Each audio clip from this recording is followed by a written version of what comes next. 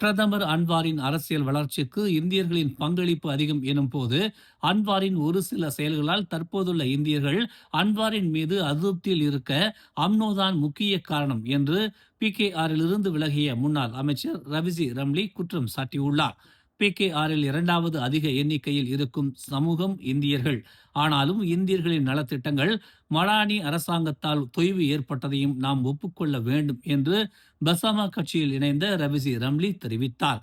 அன்வாரின் வளர்ச்சிக்கு ஒவ்வொரு காலத்திலும் ஒவ்வொரு இந்தியரும் பெரும் புள்ளிகளாக ஆதரவாக நின்றுள்ளனர். ஆனால் அவர்களில் சிலர் அரசியல்வாதிகளும் சமூக தலைவர்களாகவும் உள்ளனர். ஆனால் அன்வார் இந்திய அரசியல்வாதிகளை மட்டுமே இணைத்துக் கொண்டு செயல்படுகிறார். அன்வாருக்கு ஆதரவளித்த அரசியல் அல்லாத இந்திய தலைவர்களுடன் அன்வார் செயல்படவில்லை.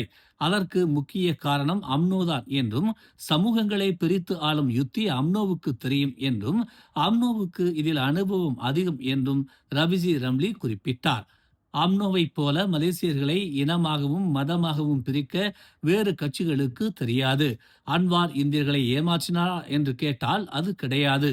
ஆனால் யார் மூலமாக அன்வார் இந்தியர்களிடம் ஆதரவை பெற்றாரோ அவர்களின் மூலமாக அன்வார் மீண்டும் இந்தியர்களின் ஆதரவை பெற முயற்சிக்க வேண்டும். குறிப்பாக இந்தியர் விவகாரங்களில் அம்னோவிடம் இருந்து அன்வார் விலகி இருக்க வேண்டும் என்று ரவிஜி ரம்லி அன்வாருக்கு வலியுறுத்தினார். நேற்று முன்தினம் பாங்கி சாலையில் காவல்துறையால் சுட்டுக் கொல்லப்பட்ட இருவரும் காவல்துறையால் கடந்த 4 ஆண்டுகளுக்கும் மேலாக தேடப்பட்டு வந்த குற்றவாளிகள் என தேசிய குற்ற புலனாய்வுத்துறை இயக்குனர் டத்தோ எம் குமார் விளக்கமளித்தார். 25 மற்றும் 46 வயதுடைய அவர்கள் இருவரும் கொலை, கொள்ளை, வாகனம் திருட்டு, ஆயுதம் கடத்தல் என 30 குற்றச் சம்பவங்களில் ஈடுபட்டவர்கள் என்று டத்தோ எம் குமார் கூறினார். நெடுஞ்சாலை ஓரத்தில் உள்ள பல வீடுகளில் இந்த கும்பல் கொள்ளையில் ஈடுபட்டதாகவும் அவர் தெரிவித்தார். குற்றவாளிகளை சுமார் 500 மீட்டர் காவல்துறையினர் துரத்தியதாகவும், காவல்துறையினரின் வாகனத்தை மோதி துப்பாக்கிச் சூடு நடத்தியதால் காவல்துறையினர் தற்காப்பிற்காக துப்பாக்கிச் சூடு நடத்தியதாகவும், குற்றவாளிகள் வாகனத்திலிருந்து கொள்ளையில் பயன்படுத்தப்பட்ட ஆயுதங்களும் துப்பாக்கிகளும் தோட்டாக்களையும் பறிமுதல் செய்திருப்பதாகவும் டத்தோ எம் குமார் கூறினார். உயிரிழந்த இருவருடன் தொடர்புடையவர்கள் என நம்பப்படும் மேலும் 10 பேரையும் காவல்துறை தீவிரமாக தேடி வருவதாக தேசிய குற்ற புலனாய்வுத்துறை இயக்குனர் டத்தோ எம் குமார் தெரிவித்தார். 11 வயது சிறுமியை கடத்த முயற்சித்ததாக 23 வயது இளைஞர் ஒருவர் கைது செய்யப்பட்ட வழக்கில் குற்றம் சாட்டப்பட்ட 23 வயது இளைஞர் குற்றத்தை மறுத்து ஜாமீன் கோரிக்கை விடுத்த நிலையில் இன்று கோலாலம்பூர் மஜிஸ்ட்ரேட் நீதிமன்றம் ஒரு நபர் உத்தரவாதத்துடன் 5000 ரிங்கிட் ஜாமீன் வழங்கியது.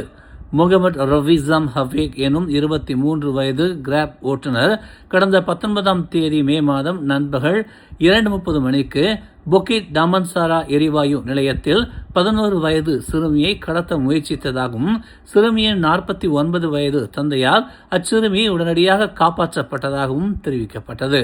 முதற்கட்ட விசாரணையில் போதுமான ஆதாரங்கள் இல்லை என்பதால் காவல்துறை இந்த வழக்கை மீண்டும் விசாரிக்க வேண்டும் என்று கோலாலம்பூர் மஜிஸ்ட்ரேட் நீதிமன்றம் உத்தரவிட்டதுடன் கைது செய்யப்பட்ட 23 வயது இளைஞருக்கு ஒரு நபர் உத்தரவாதத்துடன் 5000 ரிங்கிட் ஜாமீன் வழங்கியதுடன் வழக்கின் அடுத்த விசாரணை ஜூலை 20க்கு ஒத்திவைப்பதாக மஜிஸ்ட்ரேட் நீதிமன்றம் உத்தரவிட்டுள்ளது. வாக்காளர்களை ஈர்ப்பதில் பெரிக்கத்தான் நேஷனலுக்கு பர்சாத்து கட்சி இன்னும் முக்கியத்துவம் வாய்ந்ததாக இருக்கிறது என்ற கூற்றுகளை அம்னோ உச்சமன்ற உறுப்பினர் புவாட் சர்காசி நிராகரித்துள்ளார். குறிப்பாக அதன் தலைவர் முஹிதீன் யாசின் பர்சாத்துவின் நிறுவன தலைவரும் முன்னாள் பிரதமருமான டாக்டர் மகாதீர் முகமதுவுடன் கருத்து வேறுபாடுகளை கொண்டிருந்த பிறகு பர்சாத்து தனது ஈர்ப்பை ஏற்கனவே இழந்துவிட்டது என்று அவர் கூறினார். அம்னோவுக்கு சவால் விடுவதற்காக மகாதீரும் முஹிதீனும் இணைந்து 2016 பர்சாத்து கட்சியை நிறுவினர். மக்களவையில் முஹிதீனின் அரசாங்கத்திற்கு ஆதரவளிக்க மறுத்ததாலும் எதிர்க்கட்சி வரிசையில் அமர தேர்ந்தெடுத்ததாலும் மகாதீர் மே 2020 கட்சியில் இருந்து நீக்கப்பட்டார். பிப்ரவரி 2020 நடந்த ஷெராட்டா நகர்வுக்கு பிறகு முஹிதீன் பிரதமரானார். இதன் விளைவாக அப்போதைய பர்சாத்து தலைவரான மகாதீர் தனது உயர் பதவியை ராஜினாமா செய்தார் மற்றும் பக்காத்தான் ஹரப்பான் அரசாங்கம் கவிழ்ந்தது. அப்போது இருந்து பர்சாத்து கட்சி பாஸ் கட்சியை பெரிதும் சார்ந்துள்ளது. ஆனால் அவர்களின் மோதல் மோசமடைந்து வருவதால் பர்சாத்துவின் கவர்ச்சி நிலை மேலும் குறையும் என்று புவாட் ஒரு முகநூல் பதிவில் தெரிவித்துள்ளார். பசாத்து கட்சி உண்மையிலேயே இன்னும் ஒரு கவர்ச்சிகரமான கட்சியாக இருந்தால் அதன் முன்னாள் துணைத் தலைவர் ஹம்சா ஜைனுடீனும் அவருடன் இணைந்த பலரும் கட்சியின் தலைமைக்கு எதிராக திரும்பியிருக்க மாட்டார்கள் என்று அவர் கூறினார். கோலாலம்பூர் டேசா பண்டான் அருகே திங்கட்கிழமை காலை ஓய்வு பெற்ற ராணுவ வீரர் ஒருவர் சம்பந்தப்பட்ட ஒரு கொடிய சாலை விபத்து தொடர்பாக BMW செடான் காரின் ஓட்டுநர் கைது செய்யப்பட்டுள்ளார். காலை சுமார் 8:30 மணி அளவில் பாதிக்கப்பட்டவர் கம்போங் பண்டான் வட்ட சந்தியிலிருந்து டேசா பண்டானை நோக்கி ஜலான் கம்போங் பண்டான் சாலையின் இடது பாதையில் தனது மோட்டார் சைக்கிளில் சென்று கொண்டிருந்த போது இந்த விபத்து நிகழ்ந்ததாக கோலாலம்பூர் போக்குவரத்து விசாரணை மற்றும் அமலாக்க தலைவர் சம்சூரி இசா தெரிவித்தார். 45 வயது மோட்டார் சைக்கிள் ஓட்டுநருக்கு தலை மற்றும் உடலில் பலத்த காயங்கள் ஏற்பட்டன. அவசர சிகிச்சை பிரிவில் சிகிச்சை பெற்று வந்தபோது அவர் இறந்து விட்டதாக அறிவிக்கப்பட்டது என்று சம்சூரி ஒரு அறிக்கையில் தெரிவித்தார்.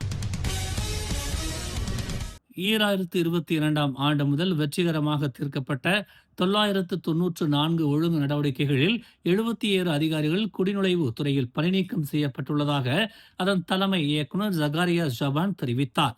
மேலும் இந்த ஆண்டு இதுவரை 23 ஒழுங்கு நடவடிக்கைகள் தீர்க்கப்பட்டுள்ளதாகவும் துறைக்குள் நேர்மையை வலுப்படுத்தவும் முறைகேடுகளை கட்டுப்படுத்தவும் 8 அதிகாரிகளுக்கு தண்டனை நடவடிக்கைகள் எடுக்கப்பட்டுள்ளதாகவும் ஜகாரியா கூறினார். அவர்களின் பதவி எதுவாக இருந்தாலும் ஆதாரங்களின் அடிப்படையில் நாங்கள் நடவடிக்கை எடுப்போம் என்று அவர் இன்று பரானாங்கில் உள்ள மில்லேனியம் தற்காலிக குடிநுழைவு முகாமில் ஹரிரயா ஐடில் அதாவை முன்னிட்டு நடைபெற்ற ஜலாஜா வீரா மடானி நிகழ்ச்சியின் போது செய்தியாளர் சந்திப்பில் இதனை தெரிவித்தார். ஓம்ஸ் அறவாரியத்தின் ஆதரவில் மலர் டிவி வழங்கும் திரையிசை கண்ட இலக்கியம் நயம்பட உரைப்போம் 2026. பேச்சுத்திறன் உள்ளவர்களா நீங்கள்? உங்களுக்காக காத்திருக்கிறது பரிசு மலை. எண்ணற்ற திரைப்பாடல்களில் பண்டைய இலக்கிய கருத்துகள் கையாளப்பட்டுள்ளன. கண்ணதாசன், வாலி, பட்டுக்கோட்டை, வைரமுத்து முதல் பலரும் பண்டைய இலக்கிய செயல்களை தங்கள் பாடல்களில் கையாண்டுள்ளனர். அப்படிப்பட்ட பாடல்களை அடையாளம் கண்டு 5 நிமிடங்களில் விளக்கி நயம்பட உரைத்து காணொலியாக்கி அனுப்புங்கள். 2 பிரிவுகளாக இப்போட்டி நடைபெறுகிறது. பிரிவு 1இல் 18 முதல் 25 வயதினரும், பிரிவு 2இல் 26 வயது முதல் அதற்கும் மேலானவர்கள் கலந்து கொள்ளலாம். பெறப்படும் காணொலிகளில் இருந்து 10 பேர் இறுதி சுற்றுக்கு தகுதி பெறுவர். முதல் பரிசு 5000 ரிங்கிட் தங்க பதக்கம், கோப்பையுடன் சான்றிதழ். இரண்டாம் பரிசு 3000 ரிங்கிட் தங்க பதக்கம், கோப்பையுடன் சான்றிதழ். மூன்றாம் பரிசு 2000 ரிங்கிட் தங்க பதக்கம், கோப்பையுடன் சான்றிதழ் மற்றும் 7 ஆறுதல் பரிசுகள் 500 ரிங்கிட் கோப்பையுடன் சான்றிதழ். மேலும் அதிரடி பரிசுகளும் காத்திருக்கின்றன. இறுதி சுற்று ஆகஸ்ட் 29ஆம் தேதி மிக பிரம்மாண்ட மேடையில் நடைபெறுகிறது. போட்டிக்கான மேல் விவரங்களையும் விதிமுறைகளையும் malartv.org எனும் அகப்பக்கத்தில் பெற்றுக் கொள்ளலாம். தொடர்புக்கு 0112244301 என்ற எண்களில் அழைக்கலாம். பங்கேற்பாளர்கள் உடனே பதிவு பாரத்தை பூர்த்தி செய்து போட்டியாளராகுங்கள்.